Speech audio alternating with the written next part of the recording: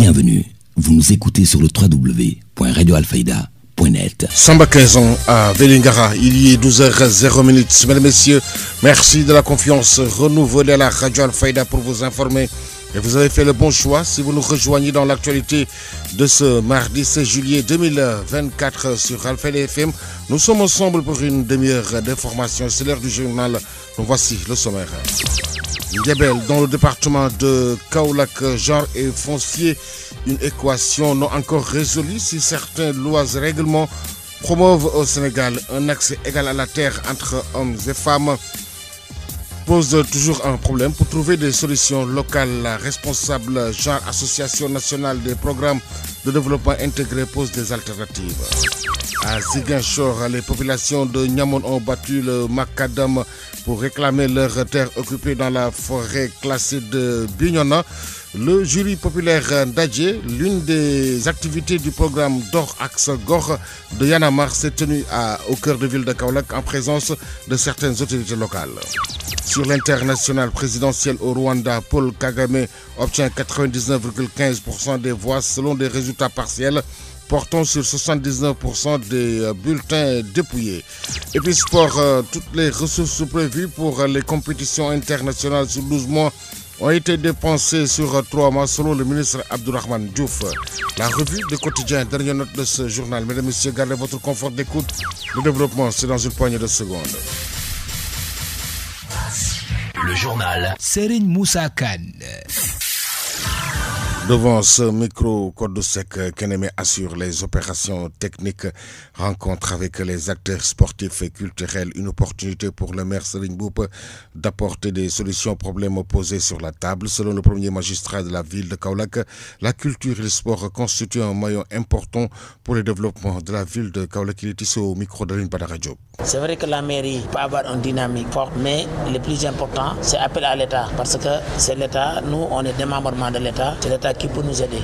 Et je pense que le ministre des Sports, Culture et Jeunesse, que je connais bien, qui était là, que notre dernier assistant qui était là, que j'ai parlé, on en a parlé 3 jours. Et dès que je réunis, et qui m'a motivé, que j'ai réuni l'ensemble des acteurs, et je pense qu'il est possible de mutualiser les moyens de la mairie et l'État peut nous aider, que Kaolack puisse avoir tout ce qu'il a. Parce que Kaolack est orphelin de l'investissement de l'État, ça nous on l'a toujours dit. Je pense que l'objectif, ils l'ont dit, c'est de les organiser. Je pense que tout le monde ici est motivé, mais ce qui manque un peu c'est la motivation. Et ça leur permet que Kaolack soit un exemple. Kaolack c'est une ville centrale. Et tous les sportifs du Sénégal, les artistes, les acteurs, ils sont originaires de Kaolack. Et donc je pense que nous, la mairie, je vais me battre pour régler ça. C'est vrai que pourquoi encore j'ai organisé ça. Vous le savez, nous, quand on est venu, on a vu que la mairie subventionnée à autour de 23 millions entre les acteurs. Mais tout de suite, nous, on l'a ramené à 37 millions. Normalement, cette année-là, si tout se passe bien, ce sera 69 millions. Mais il y a un peu un désaccord. J'ai constaté que la subvention n'est pas organisée. C'est des subventions 100 000, 150 000. Et il peut y avoir une personne qui vient avec 10 entités, qu'on lui donne 100 000 ici, et que les bénéficiaires, donc c'est parce que j'ai demandé, je ne l'ai pas bloqué arbitrairement, parce que c'est des subventions, je pouvais les transférer, je pouvais décider aujourd'hui avec l'appui du conseil municipal en disant qu'il n'y a plus de subventions. Mais quand même, j'ai décidé de le maintenir, mais je souhaite qu'on se retrouve ensemble pour que nous disions qu'on donne les subventions, mais on pense à l'avenir pour investir beaucoup plus. On ne parle pas de 69 millions, on va parler des centaines de millions pour faire des infrastructures, faire des projets ensemble. Je pense que les acteurs culturels et tout ça, ils sont d'accord sur cela. À l'instant, le maire de Kaolack, Serigne Mboup, lors de la rencontre avec les acteurs sportifs et culturels, une occasion pour le coordinateur des acteurs culturels de Kaolack, Bachir Bey, d'affirmer qu'ils sont prêts à former les jeunes artistes. Pour lui, le maire doit accompagner et équiper les orchestres, les artistes et les maisons de culture. Bachir Bey, au micro de Badara Radio. Nous étions venus répondre à l'invitation de monsieur le maire, un travail qui a été vraiment fructueux, dans la mesure où il y a beaucoup de problèmes qui engendre notre structure, notre environnement, et on a pu diagnostiquer ce qui ne va pas. Nous avons eu aussi des promesses par rapport, après son écoute, il nous a promis une restructuration par rapport aux subventions, par rapport aussi aux infrastructures qui doivent être mises en place ici à Kaolack, et dont les musiciens et les artistes en question en ont besoin. Voilà, donc on a eu beaucoup de promesses par rapport à lui, et on croit que d'après comment s'est passé les subventions qui est parti de 1 100 000 francs à 5 millions de francs, nous avons cru à se dire, parce que nous, ce que nous croyons, c'est que monsieur le maire de Kaolack, personnellement, n'a aucun bénéfice sur Kaolack. Peut-être que c'est Kaolack qui va bénéficier de son magistère. C'est pour cela que nous avons cru à ces promesses et nous attendons. Par rapport à la rénovation du centre culturel, moi je me dis toujours que même par rapport aux subventions, je plaide à une réorientation. Parce que le centre culturel régional, comme l'Alliance française, l'Alliance qui est une association de droit local qui nous appartient, nous les Kaolackois, a droit à un accompagnement. Parce que déjà les musiciens ont des problèmes de répétition, les comédiens ont des problèmes de répétition. Et par rapport, le centre culturel aussi est vraiment vétus, qu'il faut rénover, qu'il faut équiper. Bon, il faut accompagner aussi la directrice qui marche au jour le jour, qui chaque jour. Donc bon, il y a beaucoup de choses à faire et nous avons plein espoir à monsieur le maire pour qu'il nous aide à vraiment faire les structures, les infrastructures comme le centre culturel, comme l'Alliance. Parce que je disais tout de suite que par exemple les danseurs sillonnent le monde venant de Kaolack, ils dansent à même le sol. Et un tapis de danse est nécessaire pour qu'il y ait. Une salle de répétition est nécessaire au centre culturel régional. Donc nous attendons vraiment un accompagnement de sa part et nous avons plein espoir. Rencontre avec les acteurs sportifs et culturels. Le président de l'ODCAV, Insa Diouf, le maire s'est engagé pour la rénovation du terrain de Koundam et la finalisation du stade municipal. Écoutons Insa Diouf, le président de l'ODCAV. Oui, tout d'abord, je tiens à dire que nous sommes invités ici par le maire de la commune de Kaolack. Une invitation qui concerne tous les acteurs du mouvement sportif et culturel dans le but de discuter sur les problématiques liées à ces deux domaines, s'agissant le sport et la culture. Et dès l'entame des débats, on nous a effectué une présentation par le biais de son secrétaire général qui a pu relater pas mal de problèmes. D'abord, l'évolution des subventions. Avant son magistère, où étaient arrêtées les subventions.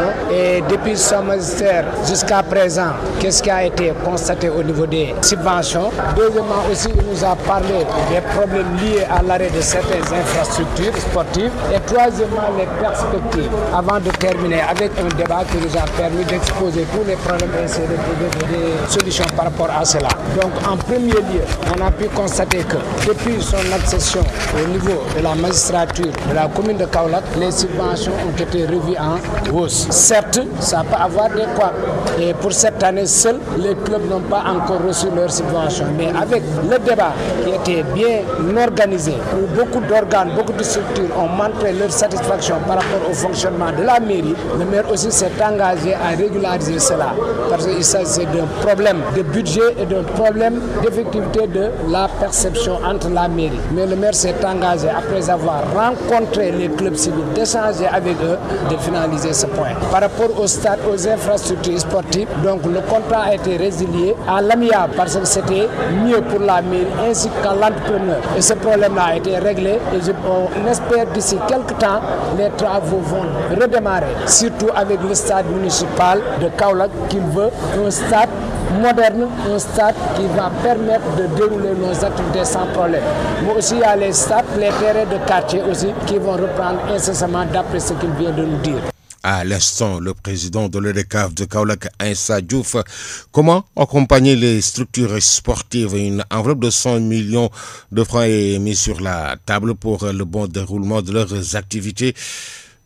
Écoutons le président de l'ODCAV, Insa Diouf, au micro de Badara Radio. Mais ce qui est très important dans son discours et dans les interventions, c'est par rapport aux perspectives. Parce qu'il a pu constater que ce qu'on subventionne aux structures est insignifiant. Il faut que ces structures pensent à opter pour le développement. Et dans ce sens, il est prêt avec la mairie et une subvention qui est sur place, une enveloppe estimée à presque 100 millions de francs CFA, de trouver les voies et moyens, comment accompagner les structures sportives pour qu'à l'avenir, on ne va plus se compter sur les subventions, mais on va avoir nos ressources propres qui nous permettent de mener bien nos activités. Mais dans ce cas aussi, il y a d'autres projets, comme par exemple essayer de rénover, comment dire encore, le terrain de Koundam avec des piscines et autres, mais aussi il y a d'autres aspects que je n'ai pas vraiment pu retenir en tête, bien vrai que j'ai pris bonne note, qu'il s'agit par exemple d'un contrat qu'il a avec les salaires du Simsanoum qui va nous permettre de mettre des musées culturels et ainsi de suite. Par rapport aux acteurs culturels aussi, il a pu montrer qu'il est dans les dispositions de les accompagner.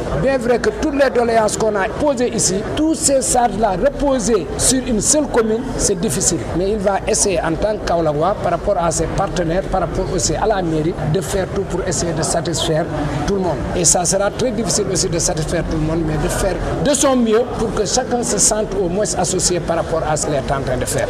Donc d'une façon ramassée, ce que nous avons pu constater, c'est que c'était un débat responsable, c'était un débat qui nous a permis d'échanger avec notre maire, de poser nos problèmes, de discuter avec lui.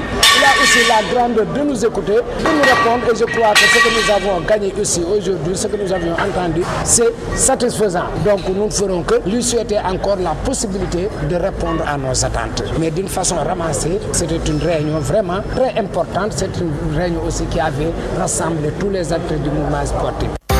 Vous suivez le journal.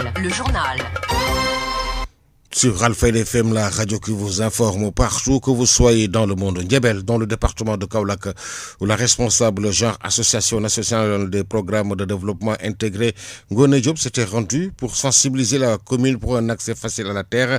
Un mémorandum a été déposé. Il est ici au micro de Cheikh Tidiane Diagne. L'objectif de cette rencontre est surtout de sensibiliser les jeunes, mais aussi la commune de Ndiébel, pour que les jeunes et les femmes aient accès à la terre facilement, mais aussi un accès sécurisé de la terre. Les difficultés rencontrées, c'est surtout au niveau de l'héritage, parce qu'on a vu qu'il y a cette conflit générationnel-là qui existe au niveau un peu partout au Sénégal, et c'est ce qui fait que les jeunes et aussi les femmes ont cette difficulté-là d'accéder à la terre. Bon, ce que nous attendons de la mairie surtout, c'est qu'elle nous accompagne en termes de facilitation pour les délibérations surtout, mais aussi les autorités coutumières, qu'elles soient capables ou bien qu'elles facilitent cet accès-là surtout aux jeunes, mais aussi aux femmes qui font les activités agricoles au niveau des communes. Nous sommes dans la région de Fatick, mais aussi dans la région de Kaolack. Et au niveau de Kaolack, nous accompagnons surtout la zone de Ngodj, donc constituée de Ndiébel, Dia et Tchombi. Et dans la commune de Tchombi, il y a 3 villages que nous accompagnons, surtout les femmes. Ce sont les GPF de Gowech, Bokpouham et Dalan Bambara. Voilà.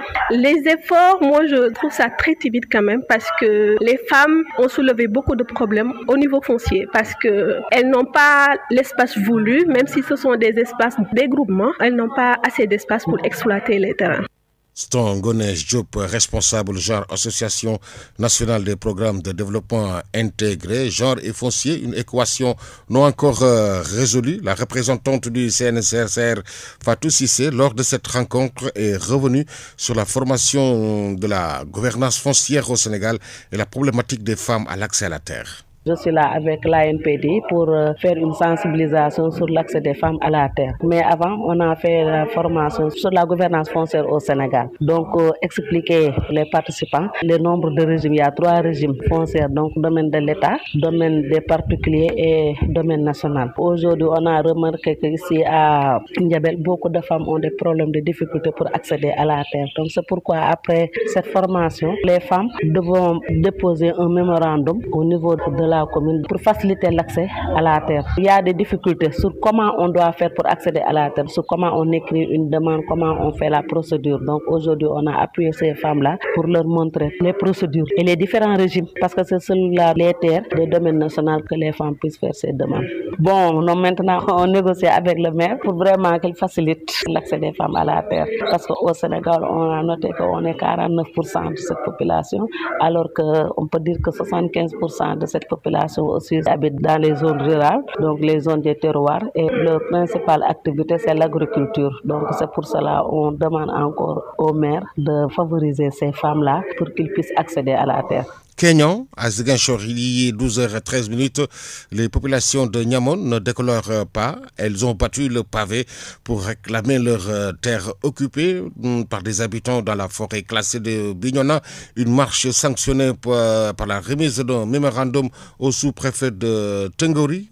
Compte rendu Mohamed Sagna. Suite à leur point de presse tenu le 20 juin dernier concernant l'occupation de leurs terres dans le secteur de Tangri transgambienne, les populations de Niamone semblent ne pas être satisfaites des échos reçus. Malgré ces efforts consentis et le respect de l'administration, la population de Niamone n'a reçu que de la désolation. L'alerte étant non prise au sérieux, voilà où on est avec la forêt classée de Bignona. Vu la position de l'autorité administrative et les services des eaux et forêts en ces temps et qui a causé toute cette dévastation déforestation et occupation de la forêt classée qui se font actuellement au vu et au su de tout le monde, comme si c'était une situation normale. La population de Niamone a décidé de prendre son destin en main. Ils sont alors passés à la vitesse supérieure en battant le macadam pour réclamer justice, interpeller les autorités. Qui est une marche de dénonciation insistante de l'occupation anarchique et illégale de la forêt classée. La commune de Niamone est prête à donner sa vie pour que cette épineuse question soit réglée définitivement. Ce que la population de Niamone réclame aux autorités administratives et surtout au gouvernement actuel, espoir de tout un peuple, c'est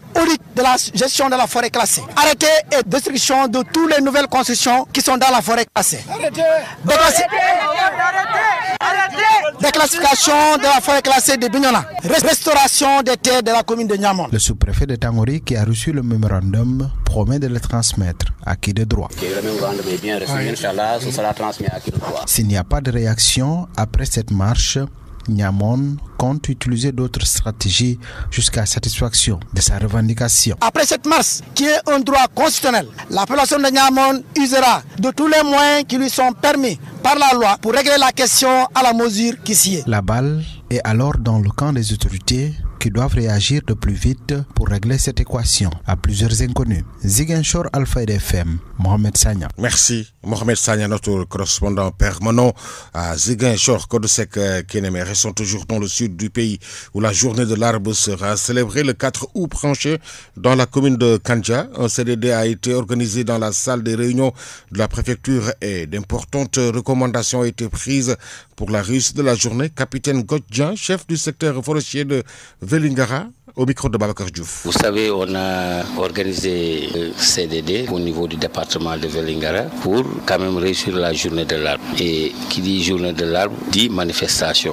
Pour maintenant réussir cette manifestation, vraiment, il faut que toutes les couches de la population s'y mènent. Et chacun de son côté, en synergie, on travaille pour réussir cette journée. C'est l'objet en tout cas d'abord de ce CDD, mais également le CDD avait pour vocation de dérouler le bilan des activités de l'année 2023 sur le plan donc de la campagne de reboisement. Vous savez, la journée de l'arbre est célébrée le premier dimanche de chaque mois d'août. Et lors de cette journée, l'État du Sénégal choisit cette occasion pour sensibiliser les populations, sensibiliser les pays, sensibiliser également les programmes et ONG sur la nécessité de la préservation de l'environnement et surtout des actions de reboisement pour compenser les pertes donc dues à l'exploitation des forêts. Et chaque année, un arbre parrain, de par son importance, est choisi pour être donc mis en herbe.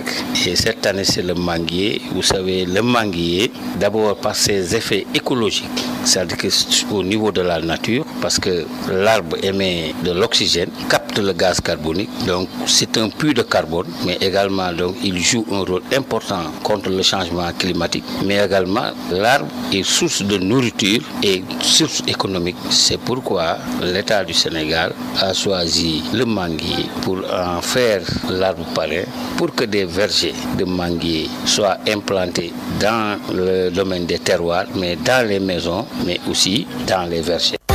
Vous suivez le journal. 90.1 émettons depuis Medina Bay, immeuble Cheikh Imam Hassan Cissé, Studio Ali Momar Alilo. L'info se poursuit sur la référence. L'Alliance pour la défense des intérêts de Kaolack, en collaboration avec les populations de Medina Baba, ont organisé un point de presse le dimanche dernier au deuxième pont. Ils déplorent la non-assistance des autorités municipales à l'endroit des populations de cette localité. Voici le compte rendu de Cheikh Tidiane Diagne. L'Alliance pour la défense des intérêts de Kaolack, comme son nom l'indique, traite des questions qui intéressent les populations et le département et la région de Kaolack. Aujourd'hui, les urgences de l'heure, nul n'en doute, sont les inondations. Mais notre surprise a été plus grande quand, après les premières pluies, les gens ont alerté l'État, ont alerté les autorités municipales. Personne n'a répondu à notre appel. À la deuxième pluie, et en passant, nous le remercions, le ministre de l'Hydraulique et de l'Assainissement a écouté son voyage de Saint-Louis en venant à Kaolack. Malheureusement, en venant à Kaolack, il n'est pas passé par Medina Mbaba et Passoir. C'est pourquoi aujourd'hui, nous aurions pu prendre Passoir comme point d'orgue pour parler des questions d'inondation à Kaolack. Vous avez constaté avec nous que depuis le départ du ministre, avec tous les engagements pris, aucun changement n'a été noté à travers Kaolack, notamment dans les deux quartiers Passoir et Medina Mbaba. Vous avez vu par vous-même qu'aujourd'hui nous avons vu les populations elles-mêmes en train de faire des travées pour que l'eau qui est dans leur maison puisse sortir. La question de compétence ou de non-compétence ne se pose pas. La mairie savait bel et bien que la question des inondations est celle liée à l'assainissement et du ressort de l'État. Pourquoi elle a curé les canaux dès les premières années de leur exercice? La question de la compétence ne se pose pas. Une mairie qui ne peut pas curer des canaux à ciel ouvert, mon Dieu, n'a pas sa raison d'être.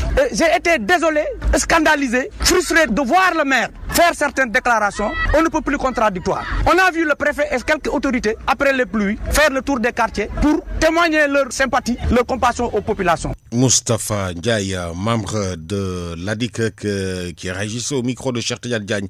Medina Mbaba, sous les eaux, les populations continuent de s'apitoyer sur leur sort après les fortes pluies enregistrées. Moustapha Ndiaye déplore l'attitude des autorités municipales. Il est toujours au micro de Cheikh Tidiane Diagne. On n'a vu ni le maire, ni aucun de ses collaborateurs. Lorsqu'il a appris que le ministre allait venir à Kaolack, il s'est précipité à le rencontrer et dans sa déclaration, une contre-vérité ont été notées. Il a dit qu'on a acheté un véhicule de 800 millions. C'est vous qui l'avez entendu. Des matériels. Où est ce matériel? Ils ont budgétisé combien de millions pour les inondations? Ils attendent que jusqu'à ce que les gens soient sous les eaux pour qu'ils sortent ce matériel-là ou décaisser l'argent budgétisé pour régler la question des inondations. Mais dans quelle république nous sommes? En réalité, ce que mon ami tout à l'heure Sambatal a dit, c'est ça la vérité. Il n'a pas notre temps. Ceux à qui il a délégué ce pouvoir ont atteint leurs limites, n'ont aucune compétence, ils n'ont aucun respect pour personne. S'ils ne l'ont pas pour nous, nous ne l'avons pas pour eux. Parce que nous avons constaté, nous tous, qu'ils passent tout le temps à faire du taf yengel, du rafistolage, de raconter des contre-vérités, insulter des honnêtes citoyens. Nous leur donnons un ultimatum. Parce que un collectif, en collaboration avec l'Alliance de la défense des intérêts de Kaolack, est en train d'être constitué pour prendre cette question en charge. Toutes les populations concernés par les inondations de Medina Mbaba aux Parcelles Assainies, de Khahoun aux abattoirs Ndangan, sont en train de se consulter en collectif sous l'encadrement d'ADIC pour que cette question des inondations soit réglée de manière définitive. Il a atteint ses limites, que l'État prenne ses responsabilités.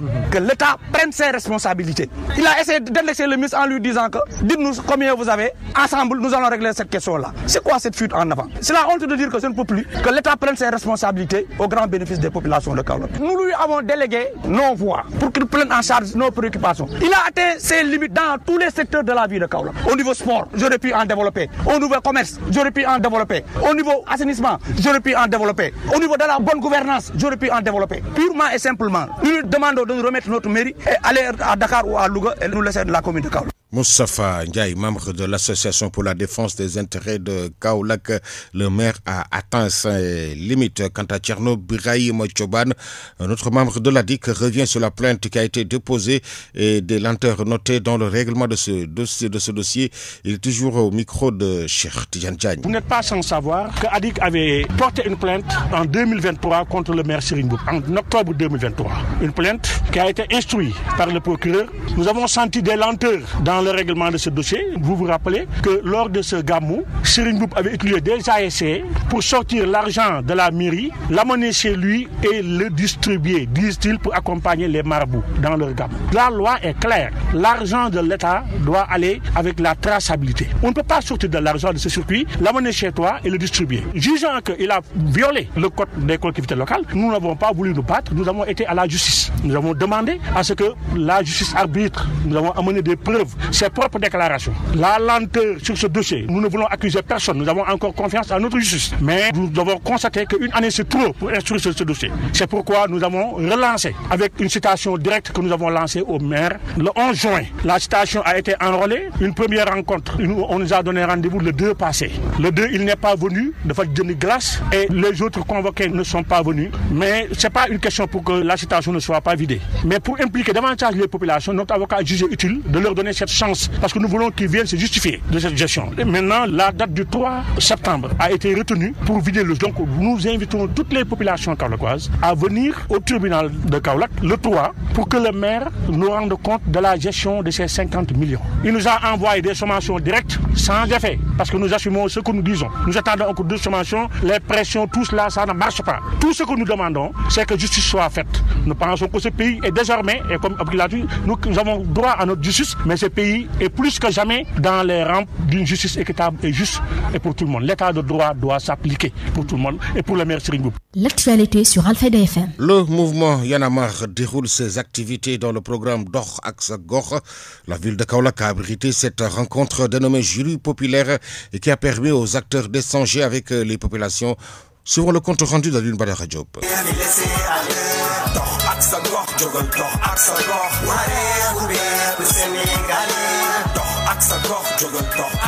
Le mouvement Y en a marre, dans le cadre de le programme Dox ak Sa Gox, ont initié à Kaolack un jury populaire appelé Ndadji. Abdou Khafour Kandji, membre de la cellule de coordination de la dite structure. Oui, cette rencontre a été tenue dans le cadre du projet Dox ak Sa Gox, ou bien même du programme Dox ak Sa Gox, qui est un projet axé sur la gouvernance, la démocratie et la participation citoyenne. Donc, à travers ce programme, nous essayons de promouvoir des espaces de discussion et de dialogue entre les élus locaux et les populations, mais aussi différents services déconcentrés de l'État. Parce que c'est à partir d'un constat que souvent, il y a souvent ce déficit de communication entre ces deux acteurs de la gouvernance au niveau local. Selon toujours lui, cette rencontre permet aux acteurs concernés d'élaborer le projet pour leur localité. Donc cet espace qui est appelé Ndadji, c'est pour discuter des problématiques, mais aussi ça permet aux élus locaux d'interpeller les populations sur des problématiques ou des difficultés qu'elles rencontrent dans le cadre de la mise en œuvre de leurs compétences, les compétences qui leur ont été transférées par l'État central. Parce qu'on évoque beaucoup de manque de moyens, de ressources. Et pourtant, les populations sont derrière et poussent. Oui, nous, on a un problème de ça, on a un problème de ça. Mais est-ce que vous savez que ces municipalités-là ont les ressources nécessaires pour ça? Donc, ça nous permet, nous, en tout cas, de promouvoir cet espace pour que ces acteurs puissent engager ensemble une plaidoirie pour régler ces questions-là qui sont des difficultés ou des contraintes que les municipalités rencontrent. Le mouvement Y en a marre continue ses activités dans les autres localités en vue de bien informer les populations aussi. Une rencontre qui a vu la présence des représentants du maire de la commune de Kaolack et celui du conseil départemental. Alioune Badara Diop, c'est au centre cœur de ville de Kaolack. Abdou Khafour Kandji, membre de la cellule de coordination du mouvement, revient sur le manque de communication entre les autorités et les populations et annonce une vulgarisation de leurs activités dans les autres localités. Et justement, ce que ça engendre, c'est qu'il y a souvent des tensions, des incompréhensions et souvent il n'y a pas d'accès à l'information. Et justement, cet espace-là de dialogue, de discussion et d'échange entre ces acteurs-là va permettre de lever certains équivoques. On a beaucoup parlé de choses qui concernent ici la région de Kaolack ou bien la commune de Kaolack, parce que le maire a été représenté, mais aussi le président du conseil départemental a été représenté. Oui, effectivement, parce que hier on a monté un bureau qui s'appelle Observatoire de la démocratie et de la bonne gouvernance. Partout où on est passé dans les 14 régions du Sénégal, ces bureaux ont été montés. Et ce sont eux qui vont continuer le travail, parce que nous, à Y en a marre, ce qu'on croit, c'est justement ce leadership déconcentré, c'est-à-dire d'aller vers les communautés, de montrer l'exemplarité, mais de les laisser continuer le travail. Donc ici, là qui est avec nous à ma droite, qui est le coordonnateur de l'esprit de Y en a marre, avec son équipe, ils vont continuer ce travail-là. Ils vont s'approprier des instruments qui régissent le fonctionnement des collectivités territoriales, notamment l'acte de la décentralisation et le code général des collectivités territoriales qui parle de beaucoup de conseils de quartier. Et ils vont mener des activités dans ce sens, mais aussi organiser périodiquement des rencontres qui s'appellent Ndadji ou jury populaire pour amener ces différents acteurs qui sont très très importants dans la gouvernance, dans le processus ou bien dans le maillon de la gouvernance locale à discuter, à trouver ensemble des solutions. Actualité internationale. Sur l'international présidentiel au Rwanda, Paul Kagame obtient 99,15% des voix selon des résultats partiels portant sur 79% des bulletins dépouillés. C'est une série de brèves réalisées par nos partenaires de la Voix de l'Amérique. Le Rwanda, où un nouveau plébiscite se dessinait lundi pour Paul Kagame, le président sortant était en tête de la présidentielle avec un score de 99% des voix. Actualité internationale. L'ancien président des États-Unis Donald Trump est officiellement le candidat du Parti républicain à la présidentielle du 5 novembre prochain. Les délégués du parti l'ont désigné lors de la convention qui se déroule à Milwaukee dans l'État du Wisconsin. Donald Trump a donc choisi comme colistier M. J.D. Vance. Le sénateur de l'Ohio pourrait ainsi devenir le vice-président des États-Unis en cas de victoire de Donald Trump en novembre prochain. Un choix dont se félicitent les partisans de M. Trump comme Junior Bonpetit, militant républicain et fondateur du mouvement Congolese for Trump. Actualité internationale. Pendant ce temps, le président Joe Biden s'est affiché en candidat combatif lundi dans un entretien à la chaîne NBC pour tenter d'éteindre les doutes sur sa santé et se poser en président rassembleur. Mon acuité mentale est sacrément bonne, a-t-il assuré dans cette interview programmée la semaine dernière après son débat désastreux face à son rival républicain pour la Maison-Blanche. Le président s'est dit prêt à un nouveau débat en septembre, comme prévu avant l'élection de novembre. Je ne prévois pas d'avoir une autre performance de ce niveau, a insisté M. Biden. Le président répète à l'envi qu'il ira jusqu'au bout, ignorant les appels de son camp, de la presse ou d'Hollywood à se retirer. Actualité internationale. Et sous pression, après la tentative d'assassinat contre Donald Trump, le prestigieux Secret Service, chargé de la protection des personnalités américaines, a affirmé hier lundi qu'il collaborerait pleinement à l'enquête indépendante devant examiner comment un tireur a pu se retrouver aussi près de l'ex-président. Actualité internationale. En RDC, 2 jeunes enfants et 2 adolescents sont morts hier dans un bombardement dans l'Est lors de combats entre les forces gouvernementales et la rébellion du M23 soutenue par le Rwanda. Actualité internationale. Au Mali, un proche du célèbre imam Mahmoud Dicko a été incarcéré hier lundi à Bamako pour opposition à l'autorité légitime.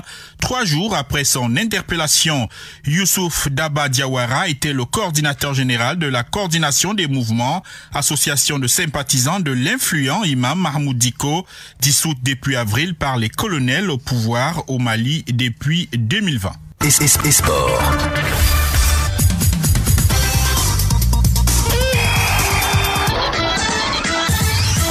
Une page sportive que nous ouvrons avec le ministre de l'Enseignement supérieur et de l'Innovation, Abdourahmane Diouf, affirme que toutes les ressources prévues pour les compétitions internationales sur 12 mois ont été dépensées sur 3 mois. Ce n'est pas une attitude de gentleman. Abdourahmane Diouf. Ma collègue ministre des Sports, Madame Khadidjen, que je salue au passage. Quand elle est arrivée, 3 mois après l'exécution du budget, on a trouvé que toutes les ressources prévues pour les compétitions internationales sur 12 mois ont été dépensées sur 3 mois, sous prétexte qu'il y avait une Coupe d'Afrique des Nations. Et pourtant, on va vers les Jeux Olympiques. Et pourtant, elle doit trouver un budget. Elle a été obligée de se débrouiller pour trouver de l'argent pour accompagner ses valeureux athlètes sénégalais. Ça n'a pas été une attitude de gentleman que de dépenser le budget des compétitions internationales sur le transport. Au lieu de le faire en 12 mois, vous le faites en 3 mois. À l'instant, Abdourahmane Diouf, le contrat d'Aliou Cissé va être prolongé pour 1 an et demi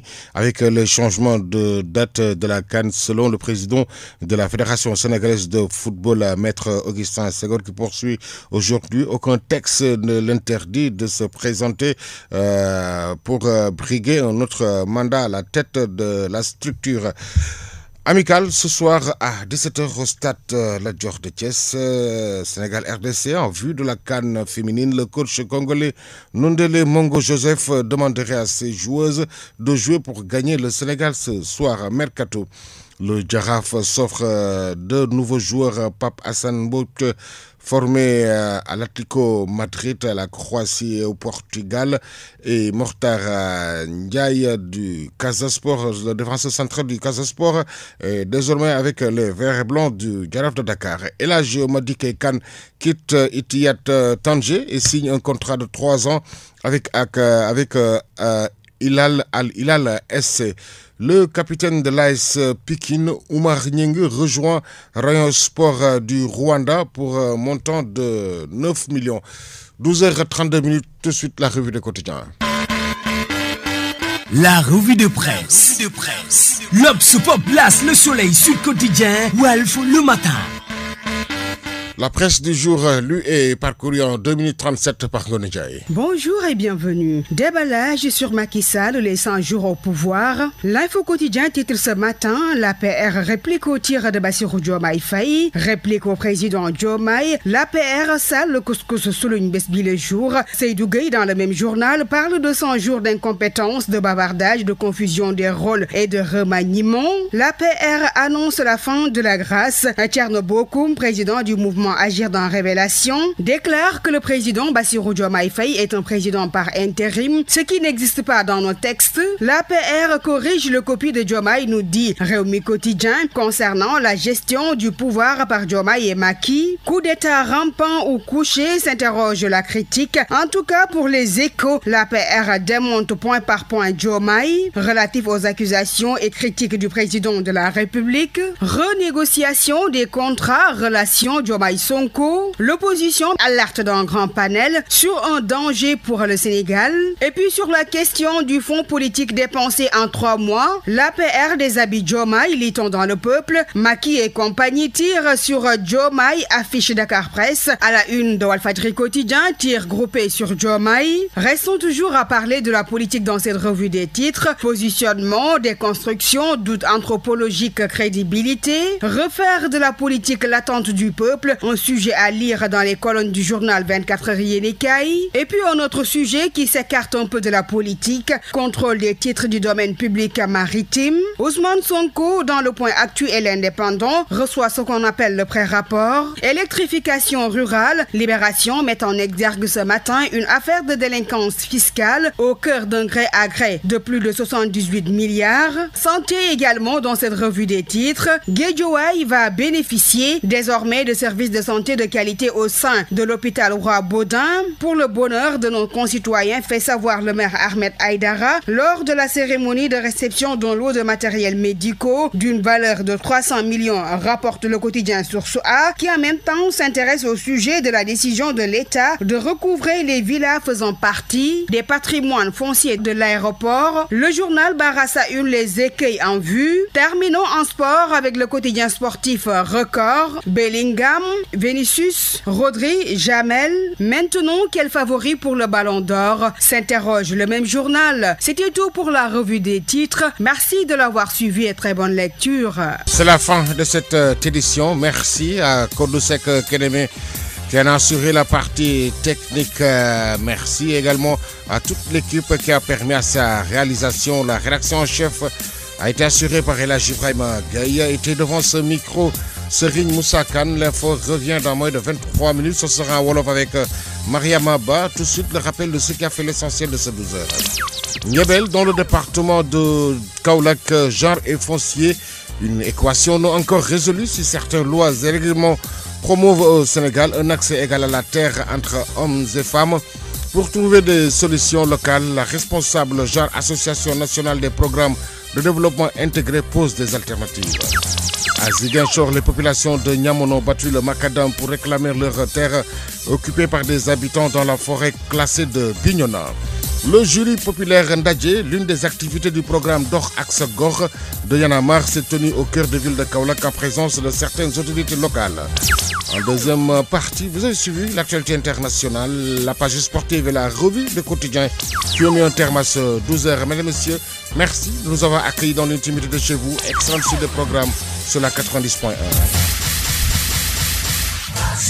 Le journal Serigne Moussa Kane.